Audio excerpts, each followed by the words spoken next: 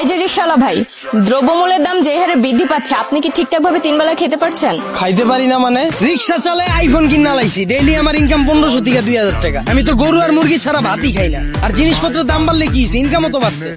কিভাবে আবার কি? আগে রাস্তার এই মাথার থেকে ওই মাথায় গেলে 20 টাকা লইতাম, এখন লই 40 টাকা। ইনকামও বাড়ছে, জিনিসপত্রের দামও বাড়ছে। আগে তো পান্তা ভাতও জুটতো না, এখন তো গরু ছাড়া ভাতই খাই না। ওই বেটা, তুই কি নেশা করছস? নেশা করে এসব কথা কইতাছস? আমি 20,000 টাকা চাকরি কইরা না পারি খাইতে, না পারি ঘর ভাড়া দিতে, জিনিসপত্রের খালি দাম আর দাম। হালার ঘরে হালা, তুমি চাকরি করতে যে কাম করো 7 ঘন্টা, তোমার কি বেতন দিব 2 লাখ? যোগ্যতা নাই, আবার দোষ দাও সরকারের। তার মানে কি আপনি বলতে চাচ্ছেন সবাই জব বাদ দিয়ে রিকশা চালাবে? অবশ্যই। আমি কি কইলাম? আমি তো গরু ছাড়া ভাতই খাই না। আমি সারাদিনে কাম করি 12 ঘন্টা। তা আমি গরু না খাইলে কি ওই গরু খাইবো? ওই বেটা, তুই তো অশিক্ষিত, তুই চাইলে রিক্সা চালাইতে পারবি। আমার ছোট ভাই অনার্স পাস কইরা রাস্তা রাস্তায় ঘুরে চাকরি পায় না, ওই চাইলে কি তোর মতো রিক্সা চালাইতে পারবো? হালার ঘরে হালা, মাস্টার্সের সার্টিফিকেট বাসায় ঝুলাই থুই আইছি, পুরা সে বাসা বানাইছে। তুই এসেছিস বেটা অনার্স লয়ে। আর শিক্ষিত হইছি কি হইছে? রিক্সা চালাই নাকি খারাপ? আর শিক্ষিত হইছি দেখি কি আমি রিক্সা চালাইতে পারবো না? বাবু মাইনছে কি কইবো? ওই বেটা, তোর কি মাইনছে বাদ দিয়া যায়? আর হালার ঘরে হালারা, তোরা 2 দিন পর পর নাটক করো, সার্টিফিকেট পুরো এলাস। অনার্স মাস্টার্স পাস করছো টাল্টিবাল্টি করে, চাকরি পাবি কইতে? যারা পাওয়ার হেরা পায়, এরা নিজেরা ওইভাবে তৈরি করে। তোরা 10 লাখ বেকার ঘুরো স্কিল লিগা, সরকারের দোষ দা স্কিল লিগা। তোরা যখন বুঝছস যে তগরে দিয়া পড়ালে হইব না, করতে গেছিস কে জোর করে?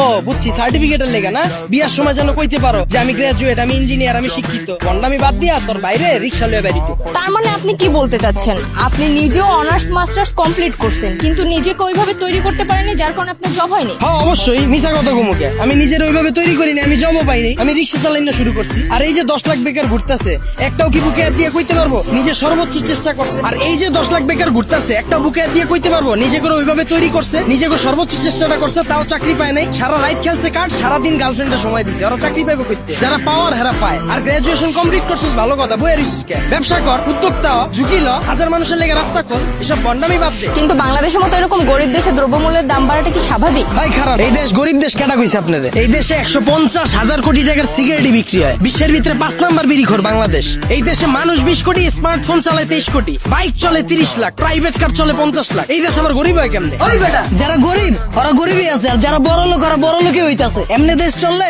সবাই তো না খেয়ে মরবো। হালার ঘরে হালা, 1974 সালের পর থেকে এখন পর্যন্ত কেউ না খায় মরছে? তুই তো নিজের বুকে হাত দিয়ে কইতে পারবি এখন পর্যন্ত কোনো এক বেলা না খায় রইছস? হালার ঘরে হালা, 3 বেলা তো ভাত খাসি, লগে আবার বিকালের নাস্তাও মারা। আর যে কস জিনিসপত্রের খালি দাম বাড়তাছে, খামু কেমনে? জিনিসপত্রের দাম বাড়লে খাস কে, কিনস কে?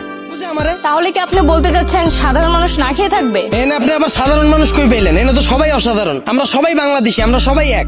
একটা জিনিসের যদি দাম বাড়ে, আমরা যদি এটা খাওয়া বা ব্যবহার করা বন্ধ করে দিই, দেখি ব্যবসায়ীরা কার কাছে বেচে।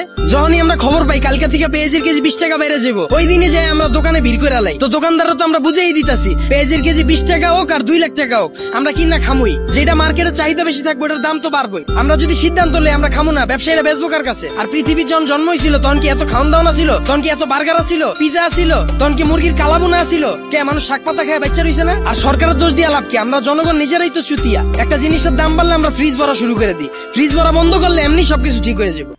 আপনারা অনেকে জানেন গত 10-15 দিন আগেও আমার পেজে শুধুমাত্র 2500 ফলোয়ার ছিল।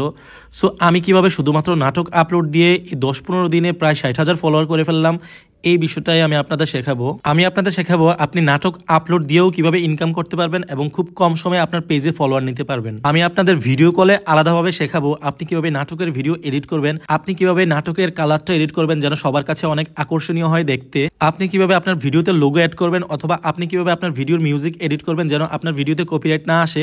এই সকল কিছু জানতে আমাকে ইনবক্স করুন। অবশ্যই এটা পেড সার্ভিস। আমি যখন আপনাদেরকে সময় দেব, আপনাদেরও উচিত আমার সেই সময়ের মূল্য দেয়া। ধন্যবাদ।